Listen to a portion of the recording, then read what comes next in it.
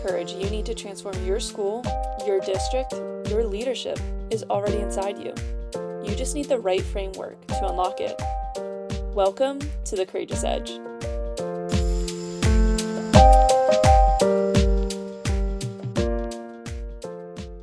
In this episode, we're diving into the tough questions.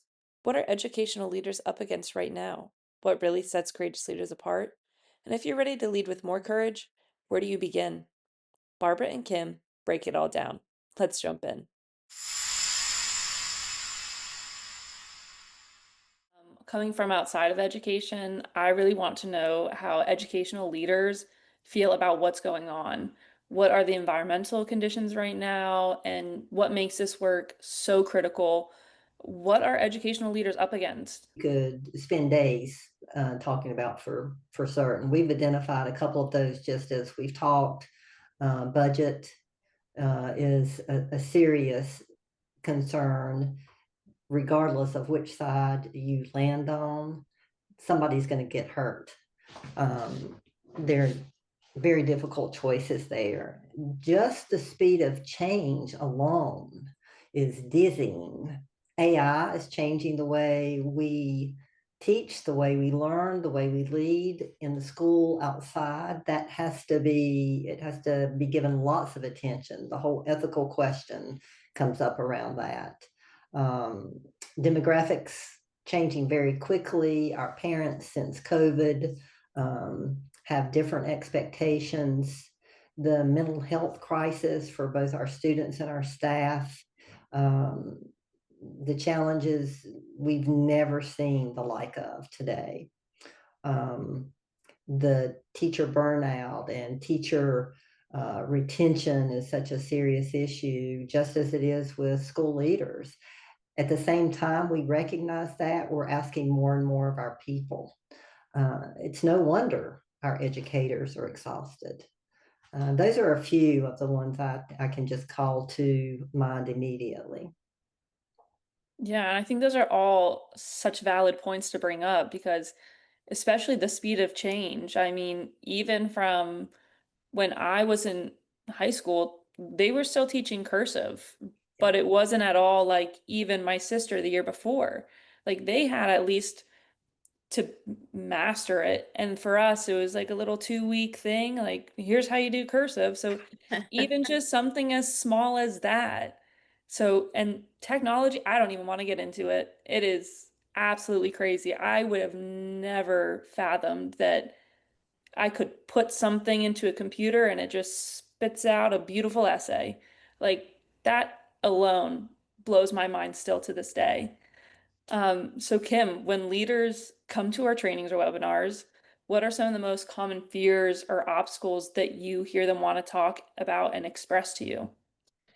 It is interesting because you can hear it in their conversation. They'll say, "I just don't think I can do that. I don't think I need other people to handle this."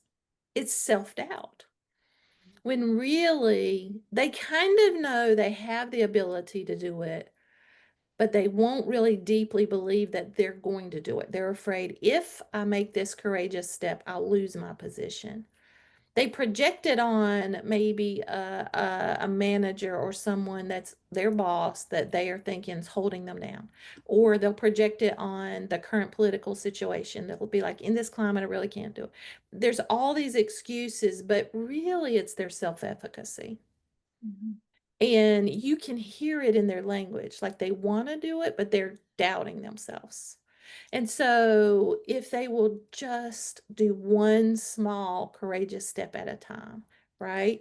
Like share who they are and be transparent and vulnerable. That is the hardest step, but the best step for courageous leaders to really lay it out for their team. I'll have them call me and say, "What should I do in this situation?" I'm like, "Tell them the truth.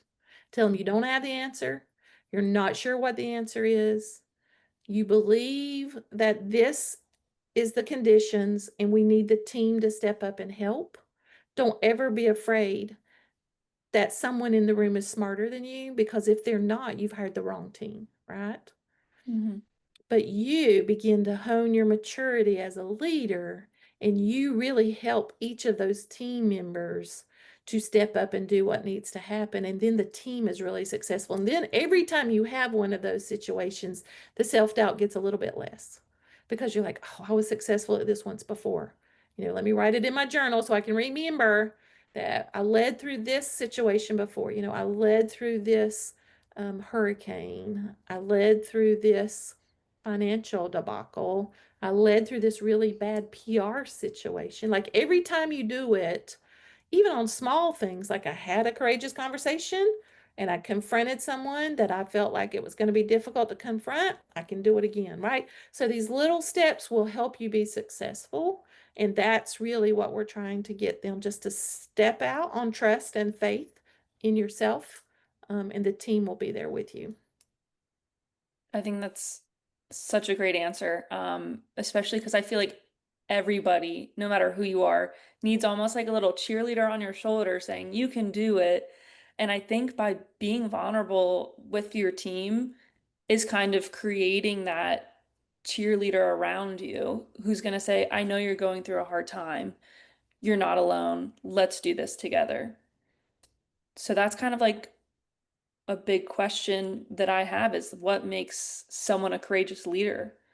Barbara, in your experience, what are these characteristics or behaviors that you have seen kind of set courageous leaders apart from just anyone else, you know? Thanks for that question, Murphy. I think one of the key pieces I see is strong emotional intelligence. Courageous leaders are able to read the room. They feel what's in the undercurrent. Um, I've seen strong, courageous leaders sit in really contentious meetings where the adults are arguing about everything except the children. And those individuals are able to quietly, reflectively ask, and how does this help our children be better? So that and the fact that they're able to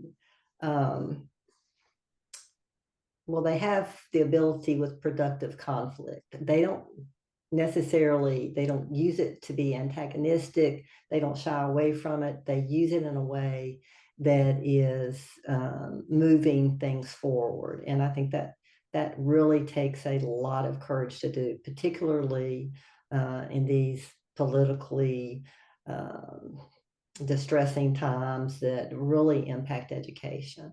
So those are a couple of pieces I would say are very important. I would agree with that, especially emotional intelligence, especially like to be able to take your ego out of the equation. I think for a lot of adults is so difficult. And for listeners who are hearing this and thinking, I want to be more courageous leader, but I don't know where to start, what would you say to them, Kim? I'll just kind of mention one short little story that I think illustrates this. There's a male leader who has been in a few districts and has been on the top of the mountain as African American male leader, who won statewide awards, and then has been in situations where the team was really challenging his leadership. He didn't feel like he was really contributing. He stayed clear on his why and his mission, and he continuously said, I know who I am, I know what I stand for. Doesn't matter if I'm on the top of the mountain or these challenges are really pulling me down. But he also reaches out to his network. And I think that would be the first thing you've got to do is you have to have champions. You have to have people like your grandma that they don't care what you do, they're going to say you didn't do it. Like she did not do that. There is no way. I'm her champion. But you want people who believe in you no matter what. Who say, I know his heart is good. I know he's doing it for the right reasons.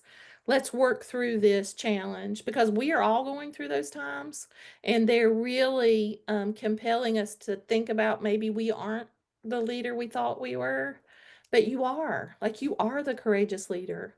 And if you're not on the team that is really fulfilling your gifts and your vision, then that doesn't mean that team's bad, right? We don't have to bash people. You just say, this is not a good fit for me. Let me just go somewhere where someone will really believe in me and we can work on this together. And maybe this was just the wrong team for me. Maybe I made a wrong choice. And that's okay too. So these stories are real. We love the ones where people fail forward or they fail and they fail again, and then all of a sudden they have a triumph and they realize they wouldn't have had that triumph had they not had those failures, because that taught them then how to step forward on their journey of courage. And so I would just kind of close with that story and say the first thing you should do is be part of a network. And it, if we're not a good fit for you, find another network. Find people who are your champions, who will, be in that corner saying, we love you, we care about you, and together we're going to do great things for children. As we close out this first episode, I wanted to talk about what's ahead. Barbara, we're launching a whole series of podcasts featuring courageous leaders and the people who support them. What are you most excited about? Most exciting thing about that is that we're bringing people who are in the trenches, who are doing this work every day. It's not about theory, it's the real life. And it's creating the community that you, Kim, and you, Murphy, have been talking about during this time. And that's just really exciting. A group of caring people have experienced the same thing, so that we can move things forward and make things better for children and adults. Absolutely. And after this first podcast of us, which may be 2 episodes, the next one is going to be Camp Explore. We love that team. So just start investigating them. Look at all of their information. You'll love those ladies. They're fantastic. They help people get really in touch with their joy and their empathy and leading from a place in which their cup is really full. So Murphy, as we begin to think about these guests that we've lined up, I know we have 5 or 6 different groups that are coming on in the next couple months. What can listeners really expect from these podcast series? So our current newsletter is out with success stories, mental health discussions, as well as tools and strategies for successful leaders. As you can see, our podcast has launched. You are listening to it right now, and we will have at least 2 podcasts every month. If you go to our website that I mentioned before, www.kneinnovation.org, all of our free resources are posted on this website. If you go to the More section, you will see blogs by Barbara and newsletters. On the first page of our website, we have our LinkedIn and Facebook handles. Come connect with us. We would love to hear from you. And you can sign up for our newsletter at the bottom of the page if you are not already getting it. And there we'll have kind of our upcoming events and the podcast that we're posting that month and who is featured. That is awesome. I love those specific things and that people can go right now and get resources. This is just the beginning of an important conversation. And I want to thank you for joining us for this inaugural episode of The Courageous Edge. Let me quickly recap what we've talked about today. If you're an educational leader who's ready to step into courageous leadership, we want to connect with you. The best place to find us is at www.kneinnovation.org to learn about training opportunities, sign up for our newsletter, and join our community.